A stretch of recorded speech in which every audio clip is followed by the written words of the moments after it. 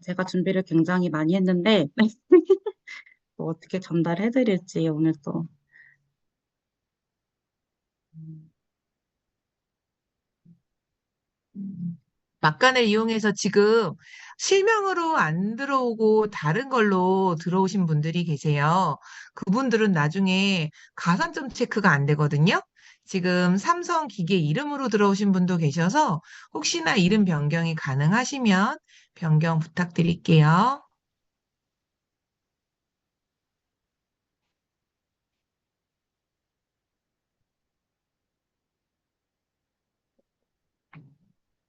네.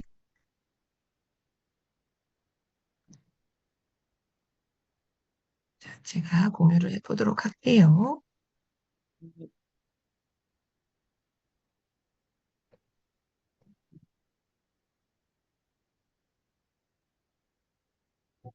네, 보이시죠?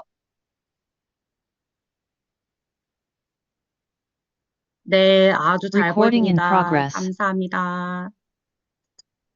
네, 5분이나 늦어졌어요. 시간이 금 같은 시간인데 5분이나 딜레이 됐는데도 이렇게 기다려주셔서 너무너무 감사합니다. 기다려주신 만큼 제가 진짜 유익하고 재밌는 미팅으로 안내해드릴게요. 오늘 주제는 장 건강, 당신의 장은 안녕하십니까? 인데요.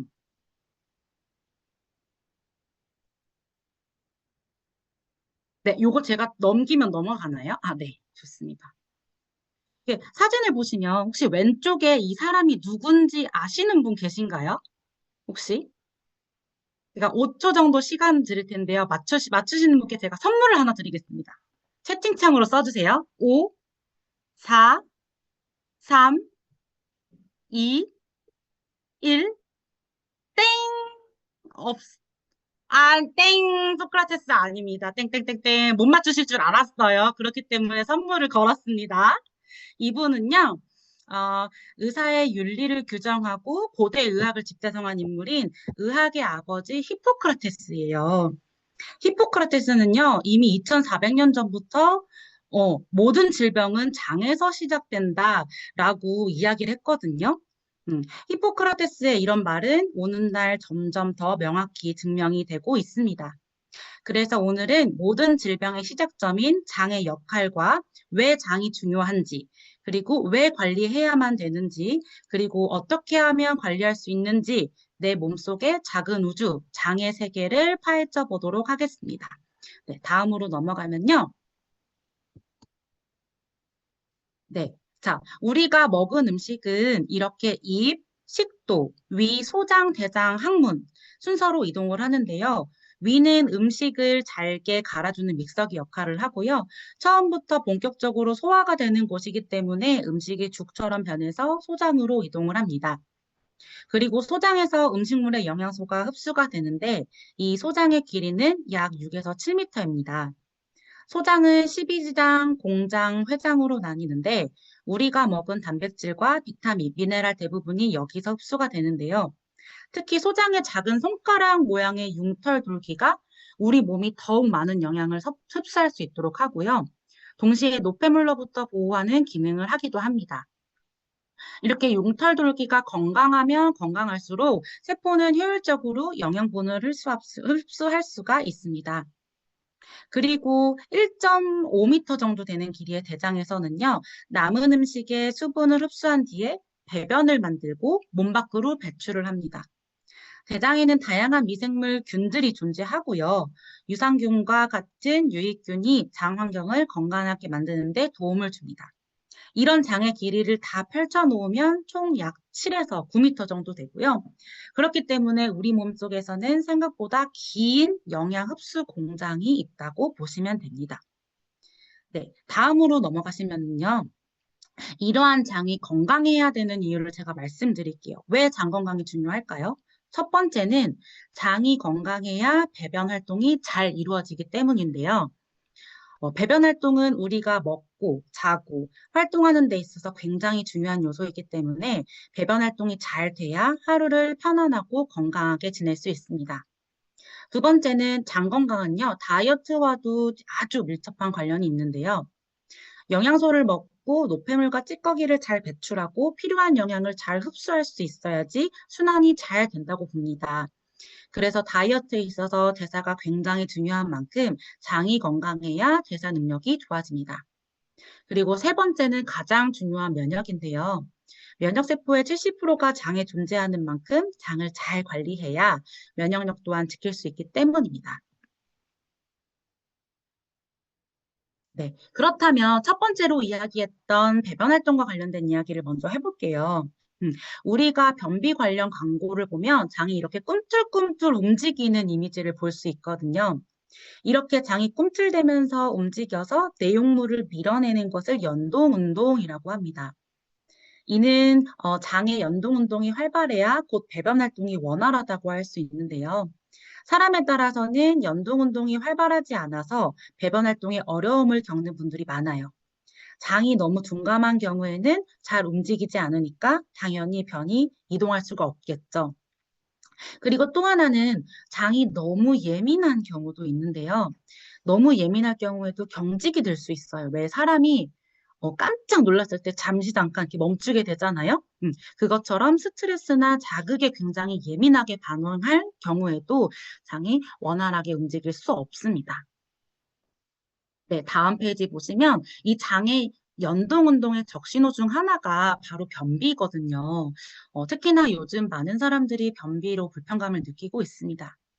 다이어트를 하면 평소 많이 먹고 찌꺼기가 많이 배출되는 것에 익숙했던 내 장이 음식량을 줄이면서 변의 찌꺼기가 또 같이 줄어들게 되면 이 장의 병에 이렇게 자극을 받지 못해서 변비가 발생하게 되는데요. 하지만 그 적은 양의 변도 식이섬유라는 영양소가 부족해서 배변 활동이 안 되는 거거든요. 다이어트 하면서 화장실을 못 간다면 식이섬유의 불어나는 성질과 흡수되지 않고 배출되는 성질을 통해서 도움을 받아볼 수 있습니다. 그 다음 페이지를 보시면 식이섬유에 대해서 보실 수 있는데요. 식이섬유는 크게 물에 녹는 수용성과 녹지 않는 불용성 이렇게 두 가지가 있는데 각각의 역할이 다르기 때문에 두 종류 모두 섭취하는 것이 좋습니다. 수용성 식이섬유는 물에 녹으면서 물과 결합해서 젤처럼 부드럽고 끈적거리는 형태를 만듭니다. 그리고 콜레스테롤이나 당분 흡수를 천천히 할 수 있도록 도와주고 아까 이야기한 부풀어나는 성질 때문에 배변으로 배출되기 전까지 장에 머물면서 이렇게 포만감도 부여해 줍니다.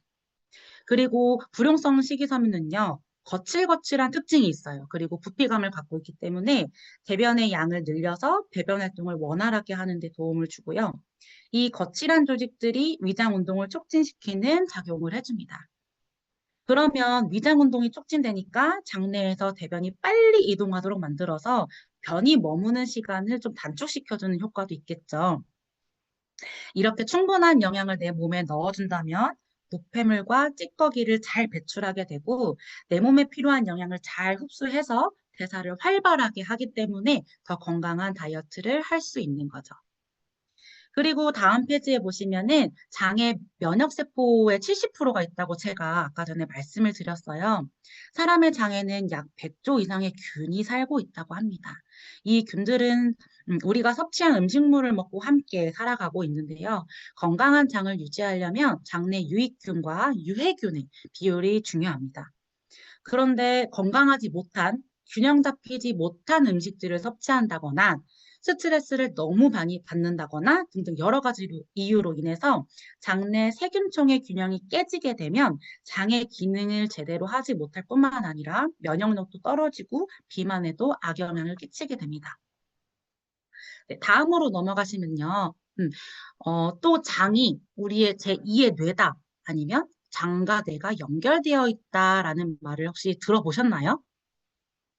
네, 들어보셨을 거예요. 요즘에 굉장히 많이 이야기를 하고 있고, 어, 대장암 최고 권위자인 김남규 교수님이라는 분도 몸이 되살아나는 장습관이라는 저서를 통해서 거트브레인 아시스라는 장뇌 연결축에 대해서 이야기한 바도 있어요. 장과 뇌의 소통 방법은 두 가지가 있다고 해요. 하나는 이 둘을 연결시켜주는 고속도로 역할을 하는 신경이 있대요. 이게 미주신경이고요. 그리고 다른 하나는 장내 미생물을 통해서 만들어진 대사물질이 피를 타고 혈류를 타고 뇌와 소통하는 방법이 있다고 해요. 그렇기 때문에 다음으로 넘어가시면 그렇기 때문에 스트레스를 받으면 장 환경이 나빠질 수가 있고 이 나빠진 장 환경이 다시 뇌에 영향을 끼치면서 악순환이 반복이 됩니다. 그리고 기분을 막 좋게 만들어주는 우리 행복 호르몬인 세로토닌이 있잖아요. 그 세로토닌이 대부분 장에서 나온다고 해요. 그래서 뇌에서 나오는 거는 20% 미만에 불과하다고 합니다. 그렇기 때문에 기분이 좋아지는 데는 장이 뇌보다 더 많은 역할을 한다고 해요. 그 다음으로 넘어가시면요. 제가 진짜 재밌는 얘기를 하나 해드릴게요. 잘 들어보세요. 제가 아까 오프닝 때 장은 내 몸속의 작은 우주다라고 말씀을 드렸죠. 우리 몸 안에 아까 100조 개 정도의 미생물이 살아가고 있다고 말씀드렸는데 이런 미생물의 생태계를 마이크로바이옴이라고 합니다. 이 마이크로바이옴은요, 미생물의 총합을 의미하는데 마이크로비타라는 미생물의 총합을 의미하는 단어와 게놈, 유전체의 합성어예요. 게놈이라는 말이 이제 유전체라는 뜻인데, 이 많은 미생물 중에 약 95%가 우리 몸의 소화기관에 모여 있대요. 근데 진짜 놀라운 거는 진짜 놀라지 마세요. 다음으로 넘어가시면 이 마이크로바이옴이 당뇨, 지방간, 천식, 아토피, 치매, 자폐, 우울증, 파킨슨, 암 등등등까지 굉장히 다양한 질병의 발생 원인과도 크게 관련이 있습니다. 단순히 장이 안 좋다고 뭐 똥이 잘 안 나온다 여기에 멈추는 게 아니거든요. 특히 대장에 서식하는 이 마이크로바이옴 미생물 생태계는요, 몸의 면역계를 총지휘하는 역할을 하기 때문에 약물에 대한 반응을 조절을 하기도 해요. 그리고 또 사람마다 유전자가 왜 다 다르다고 우리가 항상 배우잖아요. 그렇기 때문에 이 미생물 생태계도 사람마다 다 다르고요. 인체 건강 유지나 질병 예방, 치료에도 굉장히 중요하다고 보고 있습니다. 왜 우리가 장 건강을 반드시 관리를 해야 되는지 이제 좀 아시겠죠? 의사가 무엇이든 다 잘 드세요라고 했다고 아무거나 막 드시면 안 돼요. 네, 다음 페이지로 넘어가시면 그러면 어떤 균이 좋은 균이고 어떤 균이 나쁜 균이냐? 우리가 또 이제 생명과학자가 된 것처럼 약간 장 속의 미생물 관리를 잘 해야 되잖아요. 우리는 익히 알고 있는 것처럼 장 건강을 위해 좋은 균이 많아지게끔 관리를 해주어야 합니다. 프로바이오틱스라고 불리는 유산균은요, 유익균의 진식과 유해균의 억제를 돕고 배변 활동을 원활하게 도와주는데요. 특히 유산균은 주변에 장막을 형성해서 유해균이 자리할 수 없게 만드는 좋은 균입니다. 그리고 유해균은 장내 찌꺼기를 부패시키고 노폐물을 생성해서 장 건강을 악화시킴으로써 염증 반응을 일으키는 나쁜 유산균이라고 할 수 있겠습니다. 다음으로 넘어가시면 유산균, 이 프로바이오틱스는 이렇게 보이는 것처럼 다양한 식품에서 찾을 수 있는데요. 장내 미생물을 잘 관리하기 위해서는 이 유산균, 프로바이오틱스를 위해 이 친구의 먹이인 프리바이오틱스도 잘 챙겨줘야 돼요. 다음으로 보시면 이렇게 세 가지가 나오거든요. 그 대사산물이 바로 포스트바이오틱스라고 합니다. 유산균의 대사산물이에요. 다음으로 넘어가시면, 그래서, 허벌라이프에서 장내 유익균 관리에 도움을 받을 수 있는 제품 하나가 바로 이 프로바이오틱 컴플렉스입니다. 이 프로바이오틱 컴플렉스는요, 허벌라이프와 셀바이오텍의 최첨단 기술이 만나서 탄생한 장 건강 기능 향상 제품인데요. 여기에는 한 포에 최소 기본 100억 마리의 유산균이 보장되어 있고 생산 후에 첫 포를 딱 뜯었을 때 존재하는 유산균의 수가 무려 600억 마리가 된다고 합니다. 네, 그 다음으로 보시면 사람은 유전자가 다 다르고 마이크로바이옴도 다 다르다고 말씀드렸죠. 한국인도 한국인에 맞는 유산균이 있습니다. 프로바이오틱 콤플렉스 플러스에는 100% 한국산 특허 균주로 한국인의 장내에 반드시 필요로 하는 균주 7종을 뽑아 담아냈고 프로바이오틱스, 프리바이오틱스, 포스트바이오틱스까지 올인원으로 설계가 되어 있다고 해요. 그리고 특히 대장암 신약 PP-P8에 활용되는 한국인 유래 토종 균주 6번 보시면 돼요. 락토바실루스 람노누스가 포함되어 있기 때문에 똥만 잘 싸고 싶으면 아무 유산균이나 드시고 진짜 장이 건강해지고 싶으면 이 유산균을 드시면 됩니다. 라고 말할 정도라고 합니다. 다음으로 보시면요. 한국인의 식습관은 마늘, 양파, 생강, 고추 등등 매운 음식을 즐겨 하기 때문에 몸속에서 살균 작용이 된다고 해요. 그래서 해외 직구로 들여오는 유산균은 한국인의 장 속에서 살아남을 수가 없다고 합니다. 그리고 넘어가시면 유산균이 다음으로 넘어가시면 유산균이 입으로 들어가서 장에 도착할 때까지 살아남기 위해서는 위의 상정을 견뎌낼 수 있도록 코팅이 되는 것이 중요한데 이 듀얼 코팅을 통해서 유산균의 장내 생존율을 최대 221배를 높여준다고 해요. 그래서 보다 더 안전하게 장까지 정착할 수 있도록 설계되었다고 합니다. 나의 장 환경 개선을 위해 이 프로바이오티스 컴플렉스 도움을 받아보시기를 바라고요. 그리고 식이섬유를 더 섭취할 필요가 있다고 생각하시는 분들은 액티브 파이버 컴플렉스의 도움을 받아볼 수도 있는데요. 수용성 식이섬유와 불용성 식이섬유가 모두 들어있는 제품으로 약간 상큼한 사과 맛이에요. 그렇기 때문에 물에 타서 섭취하거나 다른 허벌라이프 제품에도 입맛에 맞게 어디든 첨가해서 섭취할 수 있어요. 우리가 매일 섭취해야 되는 식이섬유의 권장량이 성인 기준으로 약 25g이라고 해요. 사과 8개, 콩나물 9접시, 흰 쌀밥 21그릇 정도 먹어야 되는 분량이라고 하는데 이거를 내가 다 먹을 수 있다고 해도 그 음식들이 다 100% 식이섬유가 아닌 거 아시죠? 그래서 20칼로리라는 낮은 칼로리에 이 제품은 당연히 포만감도 유지를 시켜주기 때문에 이 제품을 다이어트 가성비 갓템이라고 부르기도 하더라고요. 그래서 다이어트에 도움이 많이 된다고 합니다. 네, 마지막으로 허벌 알로에 겔이에요. 허벌 알로에 겔은 멕시코산 농축 알로에베라 겔층만 224%가 담겨진 제품으로 장 건강, 피부 건강, 면역력 증진에 도움을 주고 염증에도 좋다는 이유도 역시 마이크로바이옴 개념에 입각해서입니다. 그래서 다음을 보시면 허벌 알로에 겔은 수많은 알로에 중에서 건강기능식품 원료로 가장 많이 사용되고 있는 알로에베라 잎의 겔층만을 추출한 제품이기 때문에 안트롱계 물질이 들어있는 설사를 유발하는 제품과는 달리 겔층만 출출했기 때문에 아기들도 먹을 수 있어요. 그래서 실제로 저희 아기도 이유식 할 때부터 먹고 있습니다. 그리고 다음을 보시면 서양의 인삼이라고 불리는 알로에가 재배 환경이 최적으로 갖춰진 게 멕시코라고 해요. 그래서 멕시코산 알로에가 가장 유명한데 여기서 유기농 인증기관인 QAI라는 미국 농무부의 엄격한 기준을 따라서 원료가 자라나는 토양, 재배, 그리고 수확 후에 제품이 가공되는 시설 관리, 그리고 95% 이상의 원료가 유기농 제품입니다라는 인증을 받았다고 합니다. 그리고 다음을 또 보시면 국내외에 우리나라랑 외국의 알로에 관련 제품이 참 많아요. 근데 허벌 알로에 겔은요. 건기식의 가장 중요한 원료 관리 측면에서 세계 최초로 분석과학 분야의 글로벌 권위기관인 AOAC 공식 인증을 받았습니다.